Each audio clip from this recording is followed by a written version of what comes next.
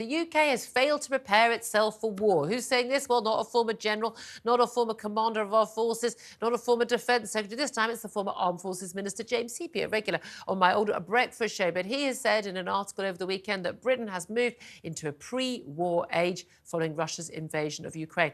He echoes what the Defence Secretary now, Grant Shapps, has had to say, and indeed what Ben Wallace, when he was Defence Secretary, would say about how we are not in a post-war age, we are in a pre-war age. But why are we not doing anything about it? Well, joining us right now is former Armed Forces Minister with the Conservatives, Lord Robathan. Good afternoon to you, Lord Robathan.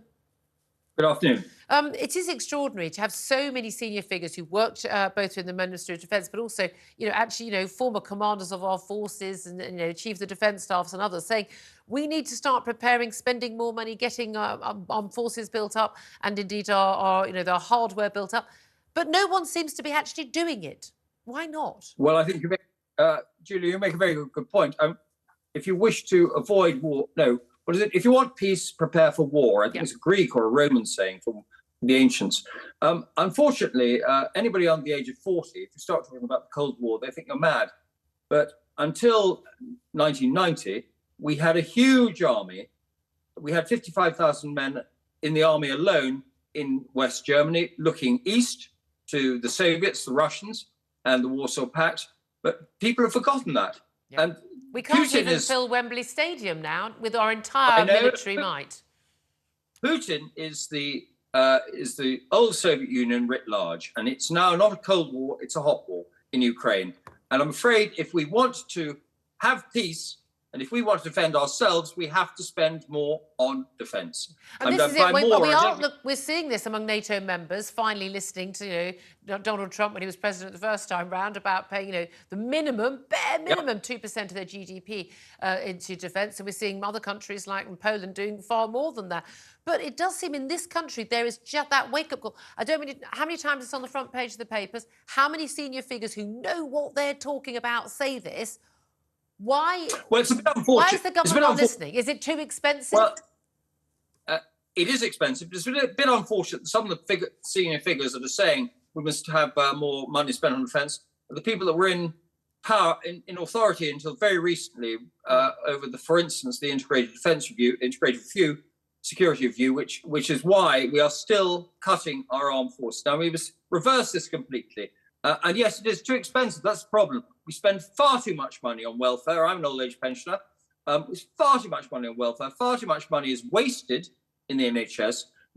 These things need to be dealt with. Yeah. But welfare in particular, I'm afraid we cannot go on spending the money we are spending on old age pensions, like myself, but also on people that could work but don't. Yeah. We need to. I know a lot of my audience would agree with you on that, but the key thing is, we know that defence spending is hugely expensive, but even when we do spend money, by the way, we don't seem to get quite as much bang for our buck as some other countries. I think France doesn't spend much more than us, and they've got far more than we have in terms of hardware.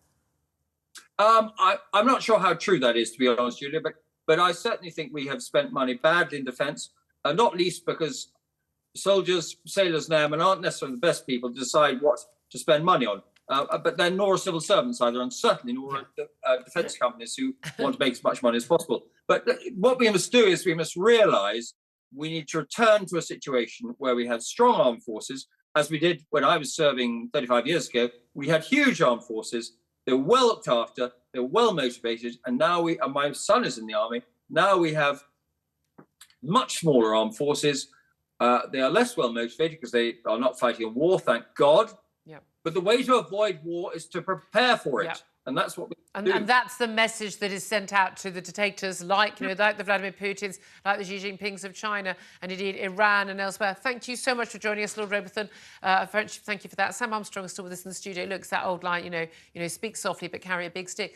The knowledge that the West will act, the knowledge that we are capable and willing to act, two crucial strands there, is what will put off the dictators of the world and the mad mullahs from attacking our allies and attacking us.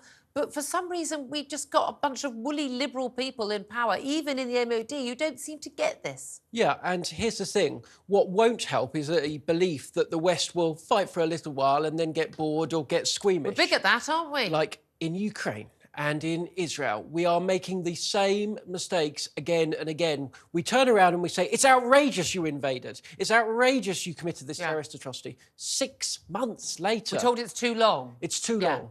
Yeah, and that is an absolutely crucial fact, isn't it? That we are just not willing to put our sort of money miles away. And again, people say, oh, it's too much, we don't want to go to war. As you say, you avoid war by the knowledge on the other side that you are willing and able to go to war and that you will win.